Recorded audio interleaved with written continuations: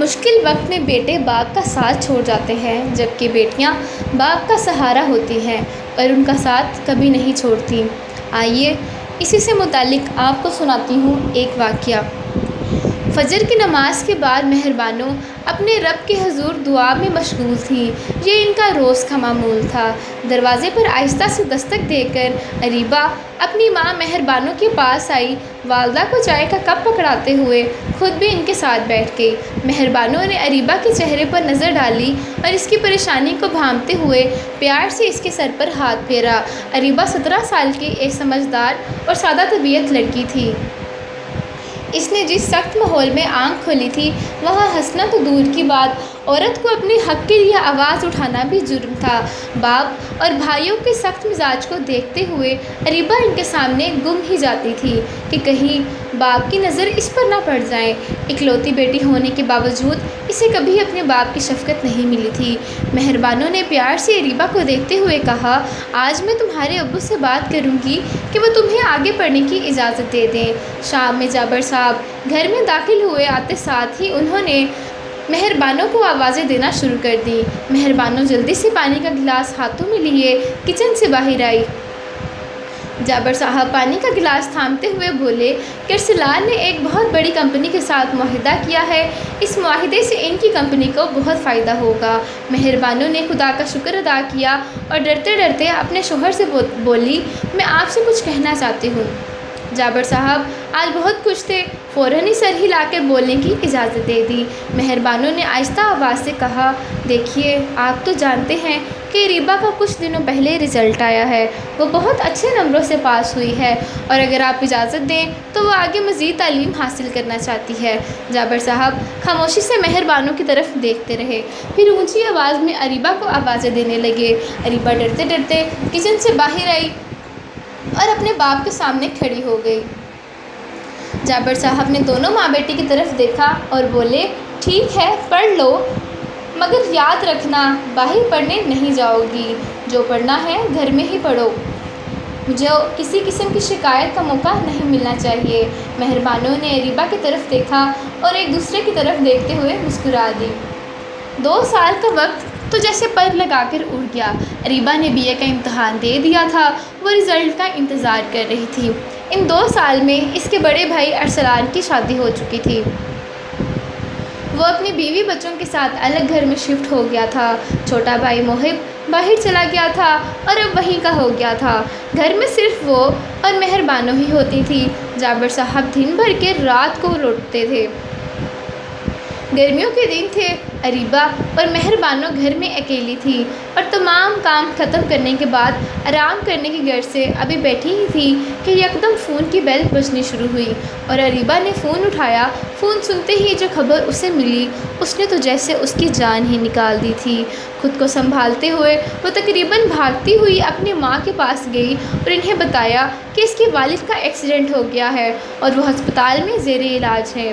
اریبہ نے فوراً اپنے بڑے بھائی کو ارسلان کو فون کیا اور اپنے والد کے ایکسیڈنٹ کی خبر دی۔ دونوں ماں بیٹی ہمت کر کے ہسپتال پہنچی۔ جابر صاحب کی حالت کافی خراب تھی، انہیں کافی گہرے زخم آئے تھے۔ مہر بانو اپنے رب کے حضور دعا میں مصروف تھی کہ اے اللہ میرے شوہر کو اپنے حفظ و امان میں رکھنا۔ کئی گھنٹے انتظار کے بعد آپریشن تھیٹر کا دروازہ کھلا اور ڈاکٹر صاحب باہر آئے۔ انہوں نے اریبہ کو بتایا کہ آپریشن کامیاب رہا ہے۔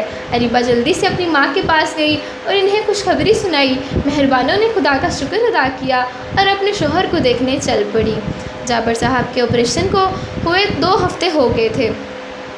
اس دوران انہوں نے کئی بار اپنے چھوٹے بیٹے محب کے بارے میں پوچھا، لیکن ہر بار انہیں مایوسی کا سامنا کرنا پڑا۔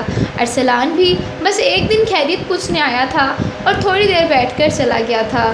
جابر صاحب اتنے دنوں سے دیکھ رہے تھے کہ اریبہ اور مہر بانو ہی ہیں جو ان کی دن رات کی دیکھ بھال کر رہی ہیں۔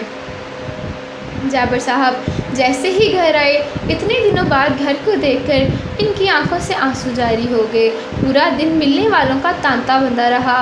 شام میں جب وہ اکیلے بیٹھے تو مہر بانو ان کے لیے چائے بنا کر لائی۔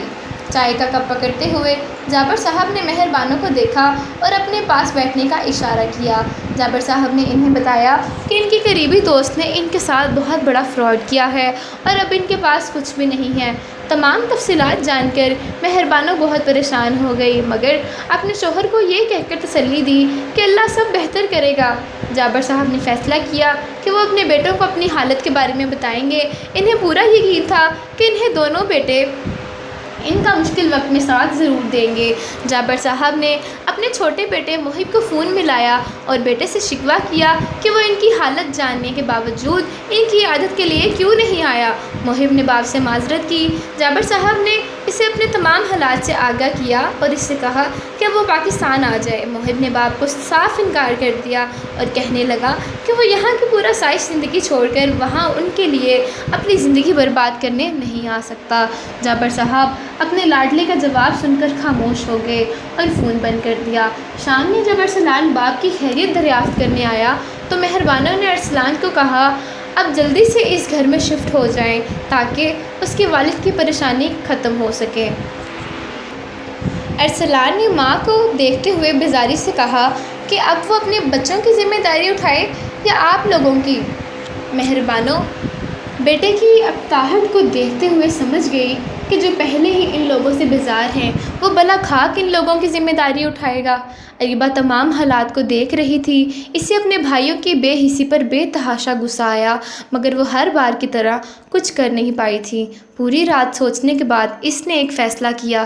جب صبح مہربانوں نماز پڑھنے کے بعد دعا میں مصروف تھی، اریبہ ماں کے پاس آئی، ماں کو دیکھا اور بولی امی میں چاہتی ہوں کہ میں کہیں نوکری تلاش کر لوں۔ کب تک ہم یوں ہاتھ پر ہاتھ رکھے بیٹھے رہیں گے؟ مہربانوں بیٹی کی بات سن کر خاموش ہو گئی۔ اریبہ نے ماں کی طرف دیکھا اور کہا امی جان فکر نہ کریں، میں کوئی ایسا کام نہیں کروں گی جس سے آپ کا اور ابو کا سر شرم سے جھک جائے۔ مہربانوں نے بیٹی کے ہاتھ پر بوسہ دیا اور سوچا جہاں اس وقت اس کے بیٹے کو کھڑا ہونا چاہیے تھا وہاں آج ان کی بیٹی کھڑی ہے۔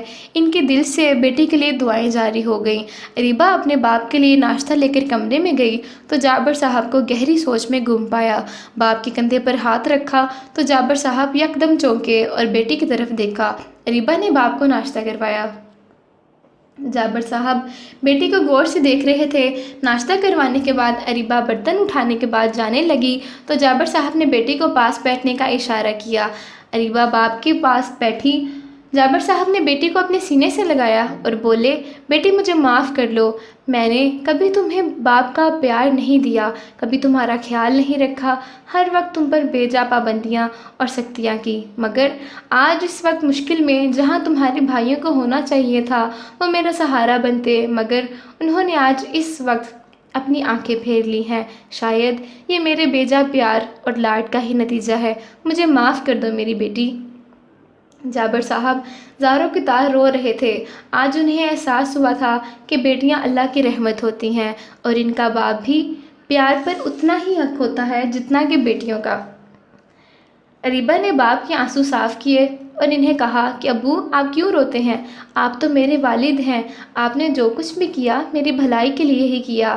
اور ایک بات آج میں آپ سے کہہ دوں کہ میں آپ کی بیٹی نہیں بیٹا ہوں، آپ کو فکر کرنے کی کوئی ضرورت نہیں ہے۔